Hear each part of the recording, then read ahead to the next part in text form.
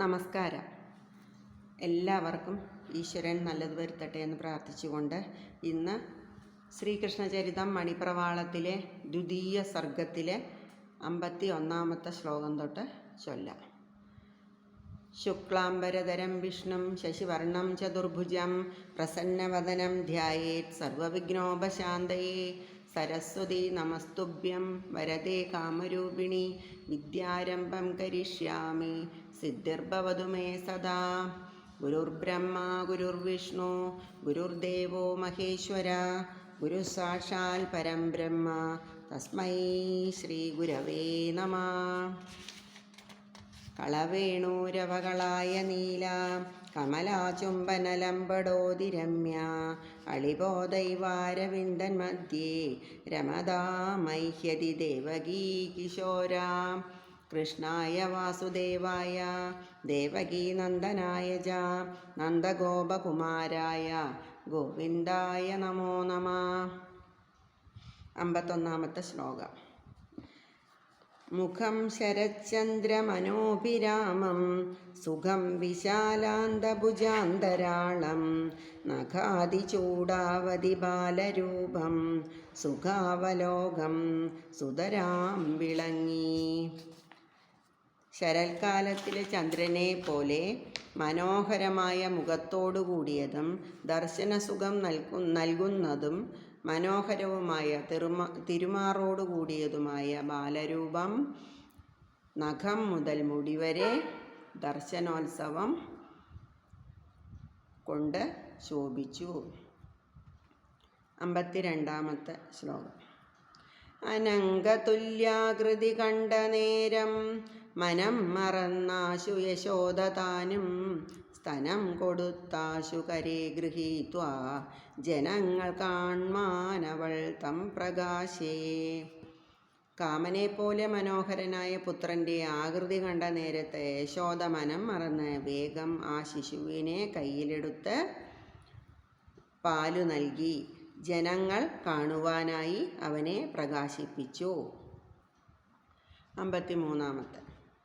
മഹീയമാനോ ഭുവി നന്ദഗോപൻ മഹീസുരന്മാർക്കു ധനത്തെ നൽകി മഹീതലം കാഞ്ചനഗോ സഹസ്രം ബഹുപ്രകാരം വിഭവങ്ങൾ നൽകി. ഭൂമിയിൽ മഹത്വം പ്രാപിച്ചു വരുന്ന നന്ദഗോപര് ബ്രാഹ്മണർക്ക് ധനം ദാനമായി നൽകി. അദ്ദേഹം ഭൂമി, സ്വർണം, 1000 പശുക്കൾ, പല പ്രകാരത്തിലുള്ള ഐശ്വര്യ വസ്തുക്കൾ എന്നിവയാണ് ദാനമായി നൽകിയത്. 54-ാമത്തെ. കുളിച്ചുടൻ ചെയ്തിതു ജാതകർമ്മം ഗളിച്ച ഹർഷാശ്രുജലേന സാഗം വെളിച്ചമേ ബന്ധുജനത്തെയെല്ലാം വിളിച്ചു കാട്ടിത്തനയാനനാബ്ജം. നന്ദഗോപര് വേഗം കുളി കഴിഞ്ഞ് സന്തോഷം നിമിത്തം ഒഴുകിയ കണ്ണീരോടുകൂടി ബന്ധുജനത്തെയെല്ലാം വിളിച്ച് ഹൃദയശുദ്ധിയോടെ പുത്രൻ്റെ മുഖപദ്മം കാണിച്ചു കൊടുത്തു. അലങ്കരിച്ചു നിജഗേഹമെല്ലാം കുലാംഗന സങ്കുലമാം പ്രദേശം അലക്തകം ചന്ദനമിന്ദുചൂർണം അലക്തകം ചന്ദനമിന്ദുചൂർണം ഫലങ്ങൾ പുഷ്പങ്ങളും ഉച്ചയിച്ചു. നന്ദഗോപർ സൽകുലജാതകങ്ങളായ സ്ത്രീജനങ്ങൾ എങ്ങും തിങ്ങി നിറഞ്ഞിരിക്കുന്ന തൻ്റെ ഗൃഹമെല്ലാം അലങ്കരിച്ചു. അരക്ക് ചന്ദനം, കർപ്പൂരപ്പൊടി, ഫലങ്ങൾ, പുഷ്പങ്ങൾ എന്നിവ യഥാസ്ഥാനം നിരത്തിവെച്ചു. 56-ാമത്തെ. വിളക്കുവെച്ചു മണിഭിത്തി തോറും വിളക്കുമുള്ളാഭരണങ്ങൾ തൂകി കുളിർക്കവേ കുങ്കുമ പങ്കതോയം തളിച്ചു രാജാങ്കണ വീതി തോറും. നന്ദഗോപർ രത്നം പതിച്ച ചുമരുകളിലെല്ലാം വിളക്കുവെക്കുകയും തിളക്കമുള്ള ആഭരണങ്ങൾ തൂക്കുകയും ചെയ്തു. അനന്തരം മുറ്റവും രാജമാർഗവും കിട്ടിയതിൽ കുങ്കുമം കലക്കിയ ജലം കൊണ്ട് കുളിർക്കെ തെളിച്ചു. 57-ാമത്തെ. 5-6 നാളിങ്ങനെ നന്ദഗോപരഞ്ചാതെ കണ്ടാത്മഗൃഹേ വസിച്ചു സഞ്ചിന്യ കംസായ കരം കൊടുപ്പാൻ കിഞ്ചിൽ പുനശ്ചഞ്ചല ദീപ്രദസ്തേ. നന്ദഗോപരിങ്ങനെ 5-6 ദിവസം മനസമാധാനത്തോടുകൂടി തൻ്റെ ഭവനത്തിൽ വസിച്ചു. അനന്തരം കംസന് നികുതി കൊടുക്കുവാൻ നിശ്ചയിച്ച് പിന്നെ അല്പമൊരു മനഃശാഞ്ചല്യത്തോടുകൂടി പുറപ്പെട്ടു. 58-ാമത്തെ ശ്ലോകം. ഗോപൈ സമേതം മധുരാപുരത്തെ പ്രാപിച്ചു കംസന്നത കോഴ നൽകി. പോരുന്ന നേരം വസുദേവനെ കണ്ടാരൂഢമോദം ചിരമത്രവാണാൻ. ഗോപന്മാരോടുകൂടി മധുരാപുരിയിൽ ചെന്ന് കംസന് നികുതി കൊടുത്തു. അനന്തരം പോരുന്ന അവസരത്തിൽ വസുദേവരെ കണ്ട് വർദ്ധിച്ച സന്തോഷത്തോടുകൂടി അദ്ദേഹത്തിൻ്റെ ഗൃഹത്തിൽ കുറേ നാൾ താമസിച്ചു.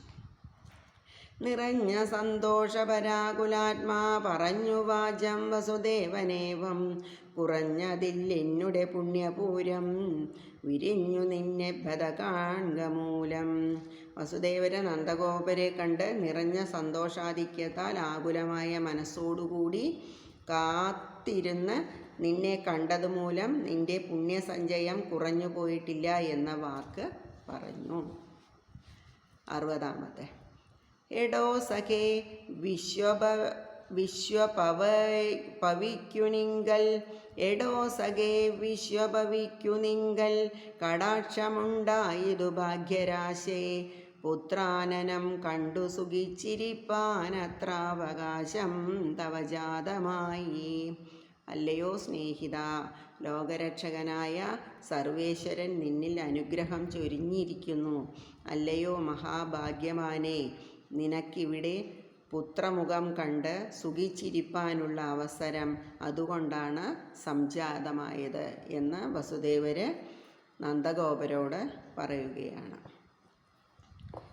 ഇനി 60-ാമത്തെ ശ്ലോകം വരെ ചൊല്ലി 61 തൊട്ട് നാളെ ചൊല്ലാം.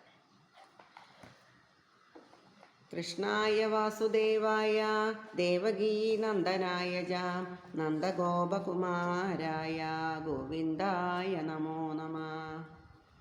എല്ലാവരും നല്ലത് വരുത്തട്ടെ എന്ന് പ്രാർത്ഥിക്കുന്നു. എല്ലാവർക്കും ഈശ്വരൻ അനുഗ്രഹം ചൊരിയട്ടെ. സബ്സ്ക്രൈബ് ചെയ്യുക, സപ്പോർട്ട് ചെയ്യുക. ലോകാ സമസ്ത സുഖിനോ ഭവന്തു.